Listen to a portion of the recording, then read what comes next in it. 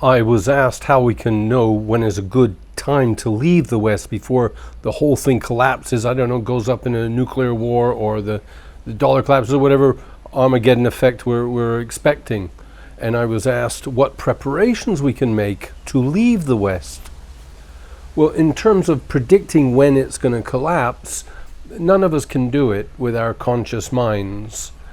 Subconsciously, we have extraordinary experiences. We miss a train, we miss a bus, we miss an accident. We just happen to be, walking across the road at the right moment. We just did the right thing. But it's all subconscious, but it does work.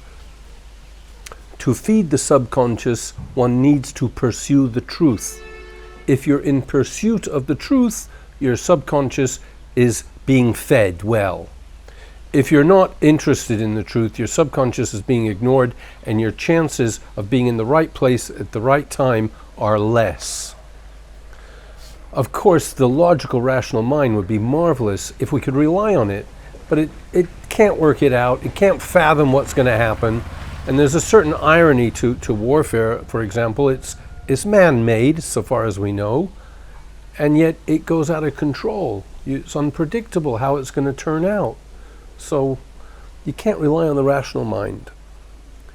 I mean, in the old days, people go to sleep and ask in a dream. Well, you can try that too.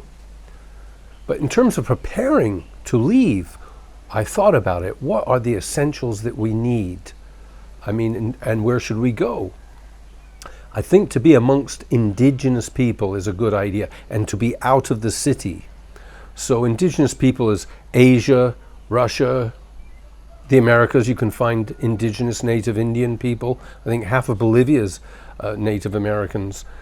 But I think, the notion that you could be in a safe place when everyone's come from somewhere else with a different background, I'm not so convinced of that. If we have a societal collapse. The other thing that we don't consider is you can't actually move, you can't actually get out. There are roadblocks by militias, by the military, by the police. There's the gas stations run empty. We saw this in certain crises that have happened in America, New Orleans, etc. People just got stuck on the motorways, on the freeways. They couldn't get gas in their car, and they were just marooned. So on that regard, I think a motorbike is a good idea. You can actually pick them up pretty cheap for a few $100s. And, you got a chance of getting through the traffic. You can even go off the road. You can practice and learn how to carry your whole family with you. Asians do it all the time. You can find 5 people on a motorbike. Of course, take some extra gasoline. They generally don't have a very big gas tanks, just get you maybe 100 miles on one tank.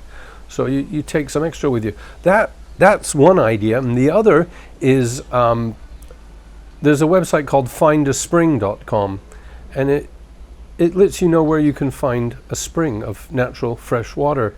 And it's something that's worth inculcating and nurturing. It's so healthy, and water we need. You can go without food, can't go without water.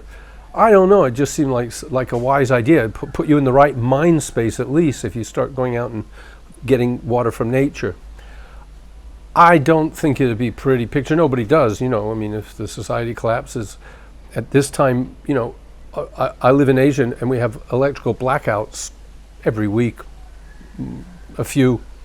And it's so frustrating and infuriating. You can't do anything. There's no electricity. So, in terms of a real collapse where it really disappears, we'd be in serious trouble. But it's in our minds because it's happened many times before. There have been many civilizations that have collapsed in the past. It's carried through generational in our subconscious. Not to mention the Vedas, where it's written in historical terms, and there's all the megalithic structures, which I'm not too keen to accept the official version of history, when it really happened, when they tell us these megaliths were built. I think they're a lot older in general. But you look at something like New Earth Channel or other channels exploring alternative history, and they're coming up with extraordinary evidence of the Michael Cremos showing human types lived millions of years ago and showing evidence for it. But there are a number of sites. There's New Earth as well. And they're questioning our whole history, and I think there's something very good about that, and I do think we don't know the half of it, as we say in English. We don't know much about our real history. And so it's bringing me to something I have to clarify and retract a little bit. It was just about the origins of the word Jew, and I said it was first used in the 18th century, which I've read categorically in black and white on the web. That the word was first used in the 18th century, 1775 to be precise. Someone said Jesus was a Jew in the New Testament for the first time in the 18th century, and it's come from the Greek word of the 4th century A.D. And people want to relate it to what they called the Yehuda in the Old Testament, but I think some people question that. And apart from that, there were 12 tribes of Israel, and whatever we're ascribing to have been the Jews was just one of those tribes. And so, yet the websites I've seen that follow the Bible are saying it's nothing to do with being related to the tribe of Judah as much as being Christian has nothing to do with being related to Jesus. And so I'm out of my depth, and I have to accept if you find me wrong. But I can also tell you that it's stated categorically, I'll put the links in the description, that the word Jew was first introduced in the 18th century. There was a Jewish character in a Shakespeare play, which comes from before, but maybe they never actually used the word Jew in it. I can't connect all the dots.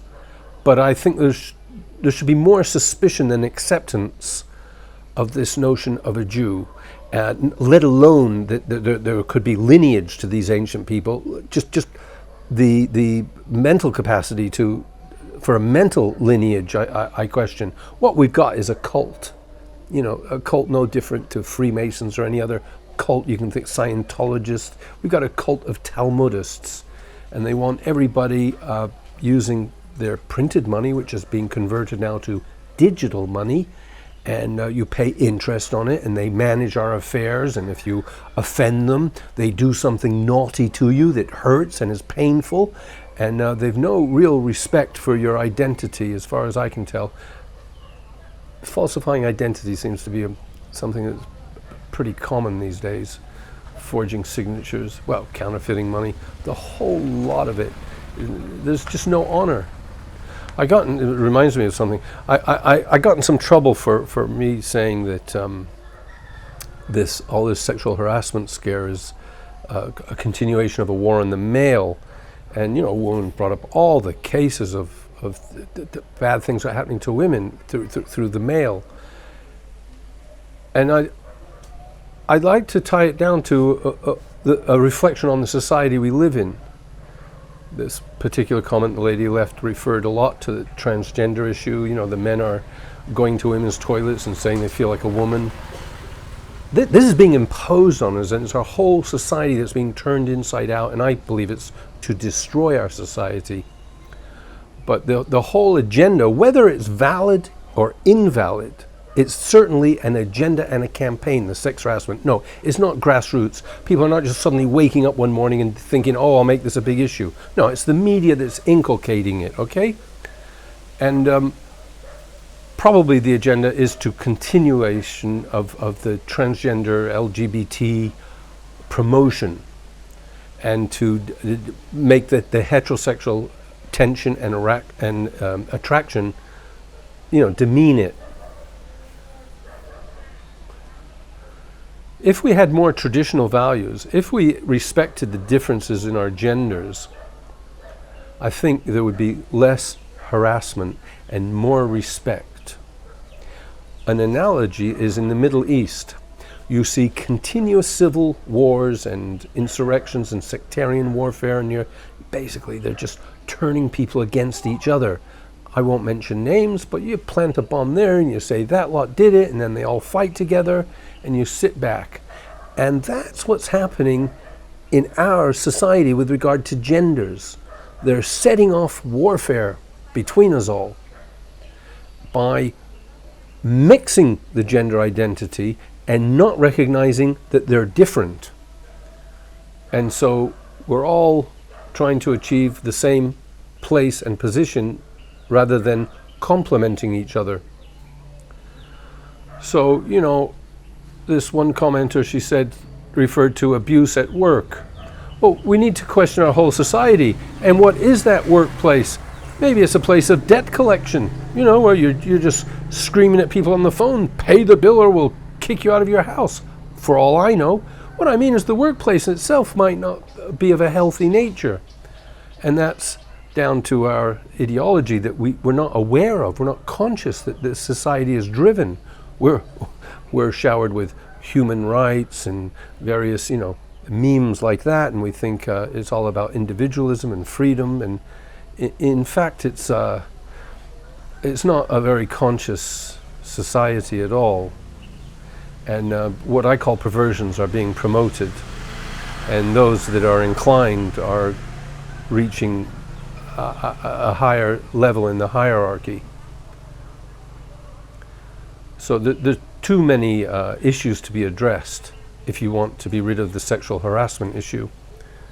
And I think looking back on tradition and the elder writings and ways of living would have a lot of solutions. Well, I think the Zionists started the war in Syria, in Libya, in Iraq, Afghanistan, Yemen.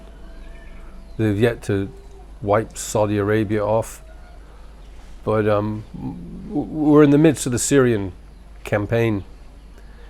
And Iran's probably taking 2 steps back and wondering where it's been and where it's going and what it's got involved in, because you've got Russia with its total superiority in the air now, and you've got Israel saying it's going to bomb Iranian forces. It's not really saying that, but that's the implication, saying it's going to bomb Syrian forces if Iranian bases are in Syria. And Iran is probably wondering how much it can rely on Russia with its Rothschild bank, and God knows how many Israelis in the Russian military, God knows how many, that means pilots in the Russian planes bombing. So, they've been steadfast in trying to keep Assad in power, and it looks like that will succeed, but he will not continue. He will finish this term, and he will not stand to be re-elected.